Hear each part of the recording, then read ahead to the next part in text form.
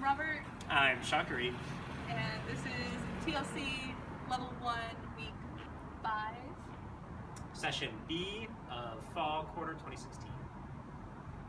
So today we did 20s Charleston. 20s Charleston, yeah. And our song list was Who Walks In When I Walk Out, which is Ella Fitzgerald and Louis Armstrong. And On Revival Day by Laverne Baker. Yeah. And today was all 20s. We did our normal recap of stuff previously, but that was all covered pretty fully in our video from last week. So, 20s goodness. Yes. So I think we'll start with lead and follow footwork. So, do you want to do leads first and then follows, or how would you like? Let's just do it. Okay. So leads, you're going to start with your left foot going back. And follows, let's also just start with our left foot going back. Okay. So it looks like this. So ready and ba ba ba, 5, 6, 7. Ba, ba, ba, ready, ba, ba.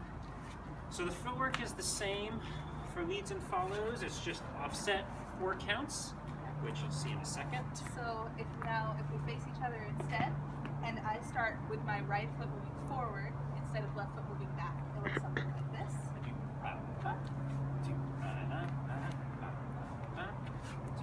Last one.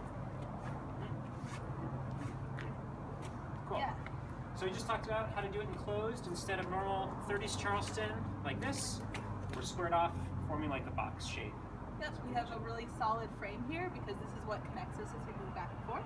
Yep. And the footwork again. So this is made a lot easier by both of us pulsing. If we're flat, this is really hard to dance to. It gets really sloshy. So if you pulse, then we both kind of know what to expect and when. And then we talked about walking. So basically the idea is that you don't want to change directions abruptly when you walk. So back and forward, forward, forward, back and forward. So for leads, the trick is whichever foot goes, like, to move forward, I wait until my left foot comes back as a cushion to start walking forward. If I'm moving forward, I wait until my right foot comes forward as a break, and then I can move back. So you start with your left to move forward, right to move back. And it's just a nice buffer. And you can do it at any time. So you can do your basic, do, shoot, and then if I want to, walk, walk, 3, and switch. 1, 2, 3. And follows, we're just focusing on keeping a really good frame. Yeah. So with that strong, with toned arms, it's much easier. And then we talked about how to get into that and how to get out of it. Yep. So we went from 30s Charleston, and basically they're both 8-count moves. If I want to get into it, I use the first 4 counts to get in, and then I use the last 4 to get out. 1, 2, 3, 4, 5, 6, Like this. 7, 8.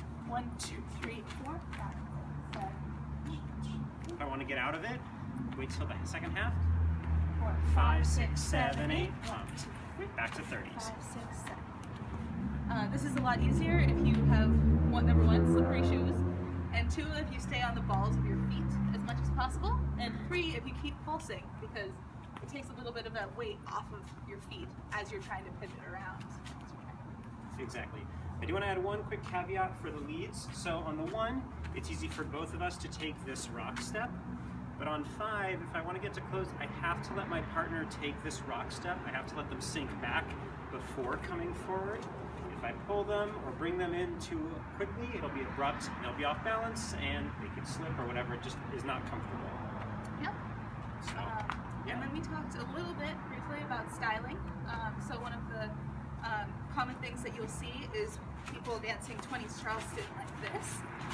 And so an easy way to do that, or to practice it at least, is to sit with your feet hip width apart. Keep on the balls of your feet, move your heels in and out. And then when your heels go out, start alternating which foot you pick up. And then see if you can do that twice on each side. 1, 2, 1 and 2, 1 and 2. And then you can just start doing your Charleston footwork. And you'll find that your feet Your toes point out when your feet are firmly on the ground, and your toes point in when you're sort of in between. Yeah. If this is easy with slippery shoes or slippery floor, if not, it's easier if you bend your knees instead of being upright and trying to twist. If you have a bend, you have a lot more latitude. Yep. And if twisting is not your thing, you can do these sweeps. Yeah. Make it look pretty cool. Just a nice curl instead of straight forward and back. And that was it. Yeah. So we are done for the year. We start again January 9th.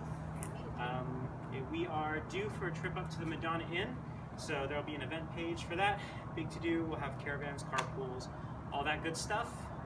There are some of our closest neighbors, so it's good to visit them every now and then. So thank you so much for coming to Fall Session B.